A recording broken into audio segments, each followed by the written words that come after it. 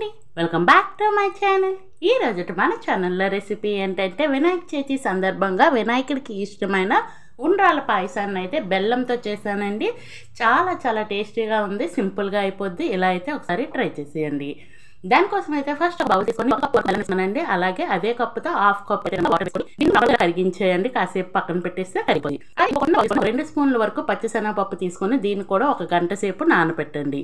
ఈ రెండింటిని 1 గంట సేపు పక్కన పెట్టేస్తే పప్పు బాగా నానుతుంది, అలాగే బెల్లం కూడా బాగా కరిగిపోతుంది.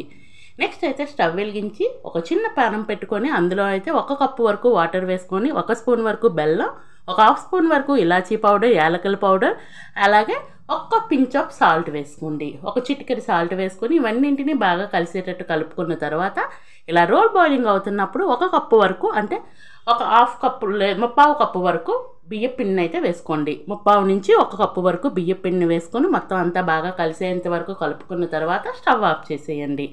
ఇలా స్టవ్ ఆఫ్ చేసిన తర్వాత కిందకి దించేసి కాస్త గోరువెచ్చగా అయ్యేంత వరకు మూత పెట్టేసి 1 పావు గంట పక్కన పెట్టేయండి. ఇలా కాస్త గోరువెచ్చగా ఉన్నప్పుడు మళ్ళీ స్పూన్తో కానీ చేతితో కానీ కాస్త చెయ్యికి నెయ్యి రాసుకొని బాగా ఒకసారి చపాతీ పిండి ఎలా అయితే కలుపుకుంటామో ఆ విధంగా అయితే కలిపేసుకోవాలి. వీడియోలో చూపిస్తున్నాను చూడండి. ఈ విధంగా కలుపుకున్న తర్వాత దీన్ని అయితే కనుక చిన్న చిన్న బాల్స్ లాగా రెడీ చేసుకుందాం. దీనికోసం చేతికి పిండి అంటుకోకుండా పక్కన అయితే కాస్త పొడి బియ్యం పిండి పెట్టుకొని వీడియోలో చూపించిన విధంగా ఇలాగా చిన్న చిన్న బాల్స్ లాగా మరీ పెద్దవి కాకుండా రోల్ చేసుకోండి. అలాగే ఈలోపు మీకు వచ్చిన రిక్వెస్ట్ అండి, మన ఛానల్ ఇంతవరకు ఎవరైనా సబ్స్క్రైబ్ చేయకపోతే ప్లీజ్ అండి సబ్స్క్రైబ్ చేయండి. వీడియో ఇస్తే లైక్ చేయండి, మీ ఫ్రెండ్స్ అండ్ ఫ్యామిలీ మెంబర్స్కి షేర్ చేయండి. ఈ లోపే నేను చూస్తున్నారు కదా మొత్తం అన్నీ రెడీ చేసుకున్నాను. అలాగే చిన్న ముద్దనైతే కనుక పక్కన పెట్టేసి ఒక బౌల్లో వేసి కొంచెం వాటర్ వేసుకొని దీన్ని మొత్తం బాగా లంప్స్ ఏమీ లేకుండా కలిపేసుకోండి. కలుపుకొని దీన్ని కూడా ఒక సైడ్ని పెట్టేసుకుందాం. నెక్స్ట్ అయితే కనుక మళ్ళీ స్టవ్ వెలిగించి కళాయి పెట్టేసుకుందామండి. కళాయి అంటే వేరే ఏదైనా పాన్ పెట్టి మందపాటి గిన్నె అయితే పెట్టేసుకుందాము. అలాగే అందులో అయితే ఒక 2.5 కప్పుల వరకు వాటర్ వేసుకుందాం. టోటల్గా 3 కప్పులు వాటర్ అవుతుందండి. 1 కప్పు హాఫ్ కప్పు బెల్లంలో వేసాము, అలాగే 2.5 కప్పులు ఇక్కడ వేసాము. ఈలోపే పచ్చిశనగపప్పు కూడా బాగా నానిపోయింది. అందులో నుంచి వాటర్ అంతా తీసేసి ఇందులో వేసేయండి. వేసేసి దీన్ని ఒక మీడియం ఫ్లేమ్లో అయితే కనుక ఒక 5 మినిట్స్ కుక్ చేసుకుంటే పప్పు అనేది బాగా కుక్ అయిపోద్ది. ఇలా పప్పు కుక్ అయిపోయిన తర్వాత ముందుగా రెడీ చేసి పెట్టుకున్న ఉండ్రాళ్ళు అయితే కనుక ఇందులో వేసేసి దీన్ని కంప్లీట్గా మూత పెట్టకుండా కాస్త గ్యాప్ ఉంచేసి కుక్ చేసుకోండి. చూస్తున్నారు కదా కాస్త పైకి తేలేటట్టు ఉంటాయి, అలాగే కాస్త ఉబ్బుతాయి కూడాను. ఆ టైంలో కరిగించుకున్న బెల్లాన్ని ఇలాగ ఏదైనా స్ట్రైనర్లో స్ట్రెయిన్ చేసుకొని వేసేసుకోండి.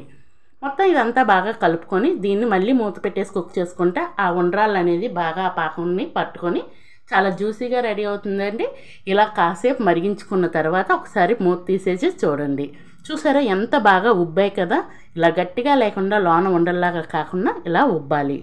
నెక్స్ట్ అయితే ముందుగా కలుపుకున్నాం కదా, కాస్త ఉండ్రాలు చేసి పక్కన పెట్టేసుకున్నాం కదా పేస్ట్ ముద్ద.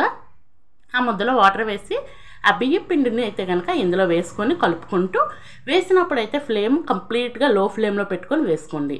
తర్వాత దాన్ని కూడా ఒక 3 మినిట్స్ కుక్ చేసుకోండి. కుక్ చేసుకున్న తర్వాత 1/2 స్పూన్ అయితే యాలకుల పొడిని వేసుకోండి. చూస్తున్నారు కదా ఇలాగ ఈ కన్సిస్టెన్సీ వచ్చినప్పుడు ఆపేసుకుంటే చల్లారినాక మరి కాస్త దగ్గర పడుతుంది. అలాగే నెక్స్ట్ అయితే అది స్టవ్ ఆపేసుకొని మళ్ళీ స్టవ్ వెలిగించి ఒక చిన్న పాన్ పెట్టుకొని ఒక 3 నుంచి 4 స్పూన్లు నెయ్యి వేసుకోండి. ఇందులో పచ్చి కొబ్బరి కానీ లేదంటే ఎండు కొబ్బరి కానీ చిన్న చిన్న ముక్కలుగా తరుముకొని వేసుకొని వీటిని లైట్గా కలర్ వచ్చేంత వరకు ఫ్రై చేసుకోండి. అలాగే ఇందులో కాస్తంత జీడిపప్పు అలాగే కాస్తంత కిస్మిస్ని వేసుకొని మొత్తం అంతా మంచి కలర్ వచ్చేంత వరకు ఫ్రై చేసుకున్న తర్వాత వీటిని తీసుకెళ్ళి పాయసంలో వేసేయండి. ఇవేంటంటే ఎక్స్ట్రా టేస్ట్ని అయితే తెస్తాయండి. ఆ నెయ్యితో పాటు వేసేయండి. వేసుకొని మొత్తం అంతా బాగా కలిపేసుకోండి. ఇలా కలుపుకున్న తర్వాత దీన్ని పక్కన పెట్టేద్దామండి. నెక్స్ట్ అయితే కనుక పాలను అయితే కాచి చల్లార్చుకోవాలండి. అలా కాచి చల్లార్చిన పాలని నేను ఇక్కడ తక్కువ క్వాంటిటీలో చేస్తున్నాను కాబట్టి 1/4 కప్పు వరకు ఆ పాలను వేసుకొని మొత్తం అంతా బాగా కలిపేసుకోవాలి. పాలు మాత్రం కంపల్సరీ చల్లగానే ఉండాలండి. ఇలా ఈ పాలన్నీ కలిసేటట్టు కలుపుకున్న తర్వాత దీన్ని అయితే సర్వ్ చేసుకోవడం అండి. ఫైనల్లీ రెసిపీ అయితే రెడీ అయిపోయింది, రెడీ టు ఈట్.